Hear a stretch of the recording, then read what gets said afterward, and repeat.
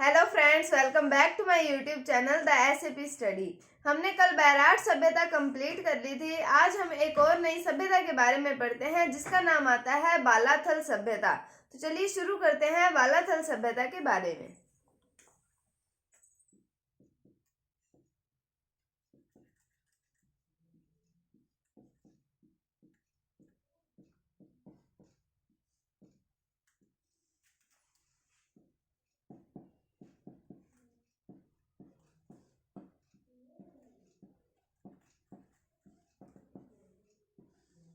तो बालाथल सभ्यता के बारे में पढ़ते हैं तो इसके अंदर हम सबसे पहले पढ़ते हैं इसकी वर्तमान स्थिति के बारे में कि ये वर्तमान में कहाँ पर है या फिर उस समय भी कहाँ पर थी। तो ये उदयपुर के अंदर इसकी स्थिति थी।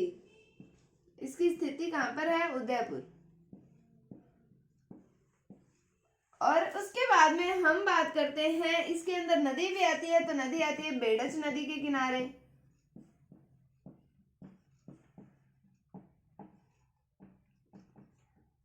फिर हम बात करते हैं इसके अंदर समय की कि इसका समय क्या माना जाता है। तो इसका समय माना जाता है 3000 ईसा पूर्व से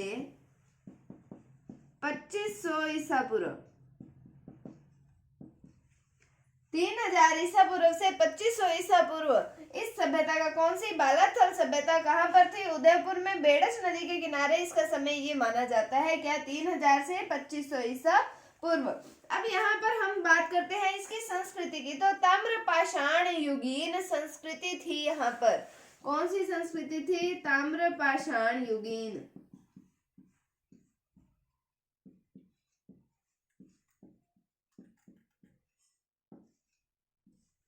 तो अगर पूछा जाए कि बालाथल सभ्यता में कौन सी संस्कृति विकसित हुई थी तो वो कौन सी थी? ताम्रपाषाण युगीन संस्कृति थी। उसके बाद में हम इसकी खोज और उत्खनन की बात करते हैं। तो खोज व उत्खनन।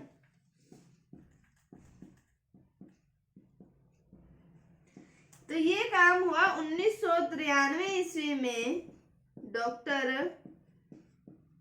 वीरेंद्रनाथ मिश्र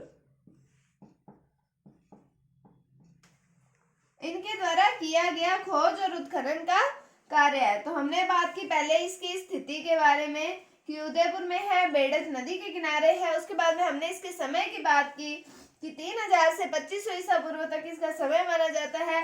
ताम्रपाषाण युगीन संस्कृति विकसित हुई थी इस सभ्यता के अंदर। और फिर खोज और उत्खनन के कार्य की बात की तो हमने 1993 की बात की कि 1993 में डॉक्टर वीरेंद्रनाथ मिश्र इनके द्वारा इस सभ्यता के खोज और उत्खनन का कार्य किया गया था। तो ये तो बालाथल सभ्यता के बारे में। और पढ़ते हैं हम इसके बारे में। अब ये छोटी छोटी ही सभ्यताएं आएंगी, ज्यादा बड़ी सभ्यताएं जो थी वो मैंने आपको पहले करवा दी हैं। अब हमारी ज्यादा बड़ी सभ्यताएं नहीं आएंगी, छोटी सभ्यताएं हैं, लेकिन इनमें से भी प्रश्न पूछे जाते हैं एग्जाम्स के अंदर। बहुत इंपॉर्टेंट सभ्यताएं भी आएंगी अब आगे। तो हम बात करते हैं कि यहाँ का जो जनजीवन था वो था कृषि, पशुपालन व शिकार पर आधारित था।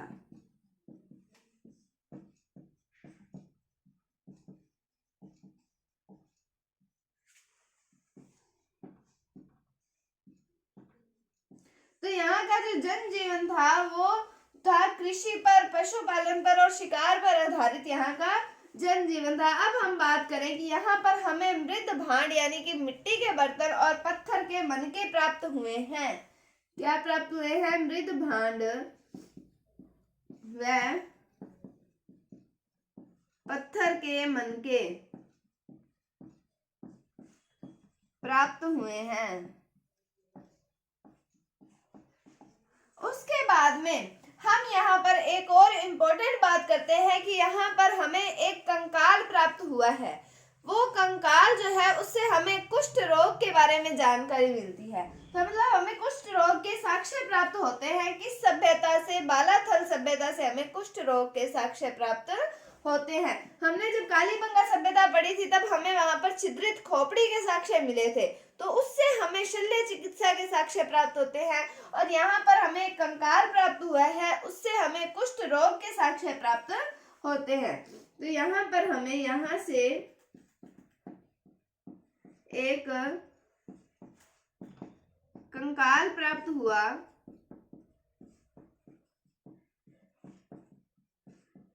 जिससे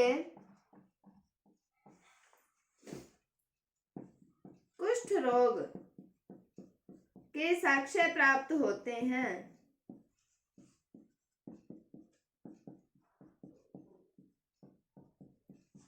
तो हमने बात की कि पहले यहाँ के जनजीवन की, तो यहाँ का जो जनजीवन है, आम लोगों का जो जीवन है वो किस पर आधारित है? कृषि पर, पशुपालन पर और शिकार पर आधारित। कौन सी सभ्यता की बात कर रहे हैं हम?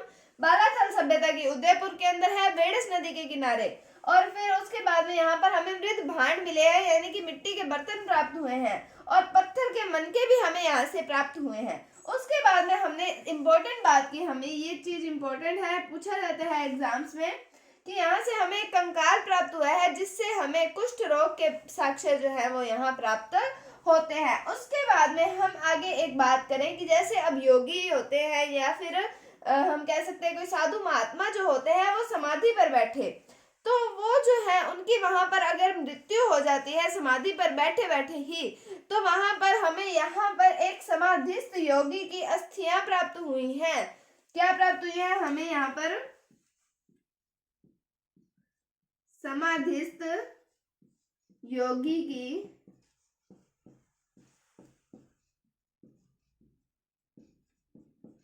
अस्थियां प्राप्त हुई हैं। तो हमें यहाँ पर समाधिस्थ योगी यानी कि समाधि में बैठे हुए योगी की, यानी कि संत की, किसी साधु की हमें यहाँ पर अस्थियां प्राप्त हुई हैं। तो हमने बात की कृषि, पशुपालन और शिकार पर आधारित जनजीवन, कौन सी सभ्यता में? बालाथल में। फिर मृद भांड मिले हैं, पत्थर के मनके हमें प्राप्त हुए हैं। फिर हमने बात की कि यहाँ से हमें एक कंकाल प्राप्त हुआ है जिससे हमें कुष्ठ रोग के साक्ष्य जो है वो प्राप्त होते हैं। फिर हमने बात की कि समाधिस्थ योगी की अस्थियां हमें यहाँ से प्राप्त हुई है। कौन सी सभ्यता की बात की हमने? ये बात की बालाथल सभ्यता की। और ये चीज भी इम्पोर्टेंट है, समाधिस्थ योगी की अस्थियां जो हमें यहाँ से प्राप्त होती है, ये पॉइंट जो है ये भी इम्पोर्टेंट आता है।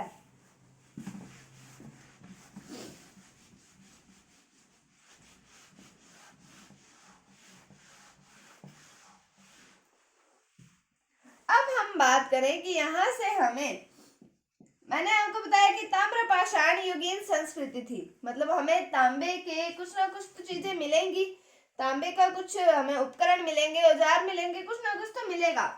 फिर हम बात करते हैं यहाँ पर हमें 3 तांबे के जो मुद्राएं प्राप्त हुई हैं, उन पर जो है हाथी और चंद्रमा, इनका अंकन मिलता है। हाथी और चंद्रमा यानी कि हाथी का चित्र बना हो सकता है, चंद्रमा का चित्र बना हो सकता है, इनका अंकन मिलता है हमें। यहाँ पर जो 3 मुद्राएं प्राप्त हुई हैं, कौन सी? तांबे की मुद्राएं। यहाँ हमें 3 तांबे की मुद्राएं प्राप्त होती हैं जिन पर हाथी व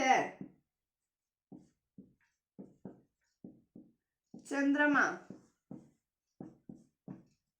का अंकन मिलता है। किनका अंकन मिलता है? हाथी का और चंद्रमा का अंकन हमें मिलता है। उसके बाद में हमने यहाँ पर मकानों की तो बात की ही नहीं, तो यहाँ पर हमें मकान भी प्राप्त हुए हैं और उनका आकार जो था वो था बड़ा, और इस बड़े मकान के अंदर कमरे थे 11। तो हमें 11 कमरे हैं, तो यहाँ पर हमें संयुक्त परिवार के होने की जानकारी मिल सकती है या नहीं मिल सकती? तो हमें यहाँ पर मिल सकती है कि 11 कमरे हैं, तो 11 कमरों में हम कह सकते हैं कि यहाँ पर संयुक्त परिवार की प्रथा का प्रचलन हो सकता है। तो हमने बात की 3 तांबे की मुद्राएं प्राप्त हुई जिन पर हाथी और चंद्रमा का अंकन हमें मिलता है। फिर हमने बात की कि हमें मकान प्राप्त हुए हैं जो कि बड़े आकार के हैं और उनके अंदर हमें 11 कमरे प्राप्त हुए हैं, जिससे हम ये अनुमान लगा सकते हैं कि यहाँ पर संयुक्त परिवार की प्रथा का प्रचलन होगा। तो ये थी बालाथल सभ्यता के बारे में, छोटी सी ही सभ्यता है, हम इसको एक बार क्विक रिवाइज कर लेते हैं कि हमने इसकी स्थिति के बारे में पढ़ा। उदयपुर में बेडस नदी के किनारे हमने इसकी स्थिति पढ़ी। फिर हमने समय पढ़ा कि 3000 से 2500 ईसा पूर्व तक ये जो सभ्यता थी वो विकसित हुई। खोज और उत्खनन का कार्य 1993 ईस्वी में डॉक्टर वीरेंद्र नाथ मिश्र के द्वारा किया गया। ताम्रपाषाण युगीन संस्कृति यहाँ पर हमने देखी। कृषि, पशुपालन, शिकार पर आधारित जनजीवन था। कंकाल प्राप्त हुआ है हमें यहाँ से, जिससे हमें कुष्ठ रोग के साक्ष्य प्राप्त होते हैं। और समाधिस्थ योगी की जो अस्थियां भी हैं वो हमें यहाँ से, कहाँ से, बालाथल सभ्यता से प्राप्त हुई हैं। फिर हमने बात की थी कि हमें यहाँ पर मृद भांड और पत्थर के जो मनके हैं वो भी प्राप्त हुए हैं। 3 तांबे की मुद्राएं प्राप्त हुई हैं जिन पर हाथी और चंद्रमा का अंकन मिलता है। और मकान जो है वो बड़े प्राप्त हुए हैं जिनमें 11 कमरे हैं। ये थी बालाथल सभ्यता के बारे में। अब हम आगे एक और सभ्यता के बारे में पढ़ते हैं जिसका नाम आता है बागोर सभ्यता।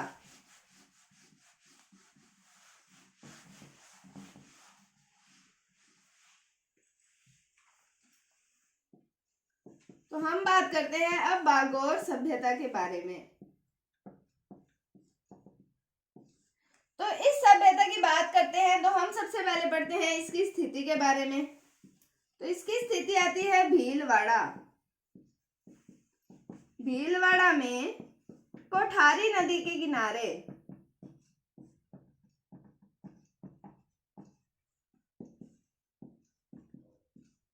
मैंने आपको जो भी सभ्यताएं पढ़ाई हैं आपको उनकी वर्तमान स्थिति या फिर हम कह सकते हैं कि वो कहाँ कहाँ पर विकसित हुई है उनके बारे में और उनकी संबंधित नदियों के बारे में जानकारी होनी चाहिए। तो ये जो बागोर सभ्यता है इसके अंदर ये भीलवाड़ा में थी और उसके बाद में कोठारी नदी के किनारे थी जो ये विकसित हुई थी। फिर हम बात करते हैं उत्खननकर्ता की। तो उत्खननकर्ता वही आते हैं डॉक्टर वीरेंद्र नाथ मिश्र।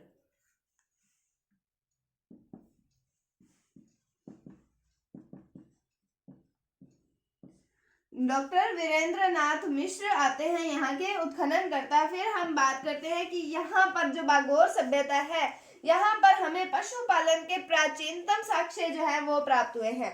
हम आगे एक तिलवाड़ा के बारे में भी बात करेंगे, वहां पर भी हमें पशुपालन के साक्ष्य प्राप्त होंगे। लेकिन पशुपालन के प्राचीनतम साक्ष्य जो है वो हमें कहाँ पर प्राप्त हुए हैं, वो हमें बागोर सभ्यता में प्राप्त हुए हैं। अगर हमारे पास ऑप्शन में बागोर नहीं होता तो हम जाएंगे तिलवाड़ा की तरफ, नहीं तो अगर ऑप्शन में हमारे पास बागोर और तिलवाड़ा दोनों है, क्वेश्चन के ऑप्शन के अंदर दोनों है ये बागोर और तिलवाड़ा, तो हमें बागोर पर ही टिक करना है कि बागोर सभ्यता के अंदर ही हमें पशुपालन के प्राचीनतम साक्ष्य प्राप्त हुए हैं।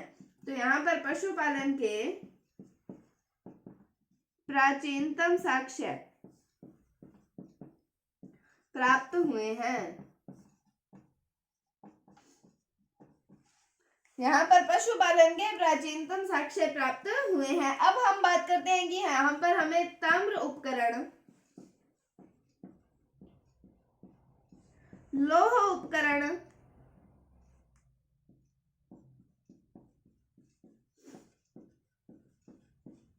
और मृत भांडों के टुकड़े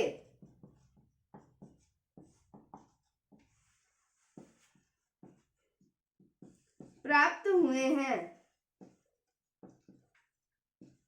लौह उपकरण, ताम्र उपकरण और मृत भांडों के टुकड़े जो है वो यहाँ पर हमें प्राप्त हुए हैं। अब मृत भांड तो हमारे पास लगभग सभी सभ्यताओं में ही हमें प्राप्त हो रहे हैं। हमने जितनी भी सभ्यताएं पढ़ी है लगभग सभी के अंदर मृत भांड तो हमें प्राप्त हो ही रहे हैं। तो हमने बात की इसकी स्थिति की, भीलवाड़ा में कोठारी नदी के किनारे सभ्यता विकसित हुई।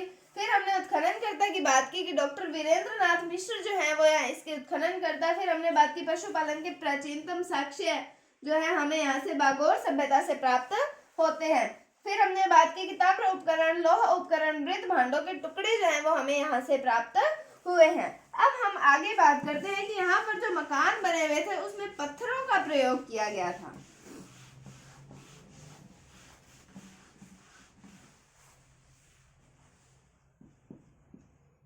मकानों में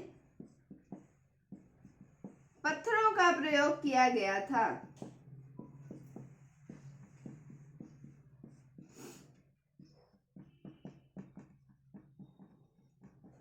मकानों में किसका प्रयोग किया गया था? पत्थरों का। अब हम बात करते हैं कि हमें यहाँ पर कंकाल प्राप्त हुआ, उसके चारों ओर जो है वो ईंटें हमें प्राप्त हुई हैं। मतलब हम ये बात कह सकते हैं कि हमें वहां पर समाधि प्राप्त हुई है। तो हम कह सकते हैं कि शव को जब वो दफना देते थे या फिर जला देते थे, जो कुछ भी करते थे, जलाने के बाद तो कंकाल बचता ही नहीं है, मतलब दफना देते थे, तो वहां पर वो उसके चारों तरफ समाधि बना देते थे। तो हम क्या कह सकते हैं कि कंकाल के चारों ओर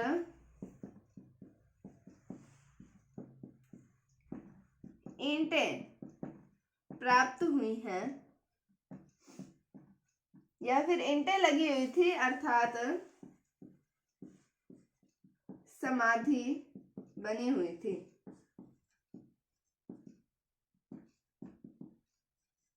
फिर हम बात करते हैं कि यहाँ पर हमें तांबे के बर्तन प्राप्त हुए हैं, तांबे के बर्तन प्राप्त हुए हैं। तो तांबे के बर्तनों में हम बात करें कि जैसे लोटा, थाली और कटोरे के साक्ष्य प्राप्त हुए हैं। तो किसके साक्ष्य प्राप्त हुए हैं? लोटा, थाली और कटोरे के साक्ष्य जो है वो प्राप्त हुए हैं। कौन सी? भागौर सभ्यता में। तो हमने बात की कि मकानों में पत्थरों का प्रयोग किया गया था और हमें कंकाल के चारों ओर ईंटें लगी हुई प्राप्त हुई हैं, जिससे हम ये अनुमान लगा सकते हैं कि उनके चारों तरफ समाधि बना दी जाती थी।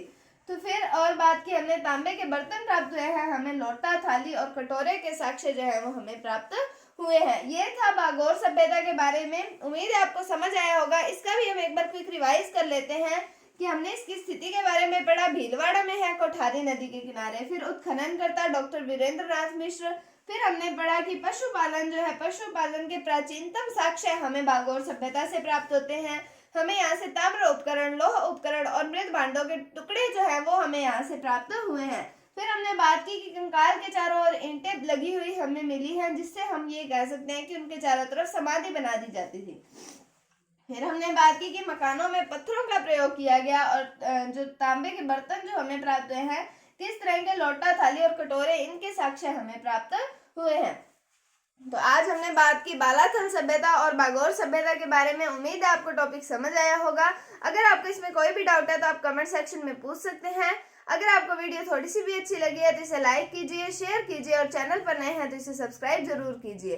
Thank you, thanks for watching, bye bye.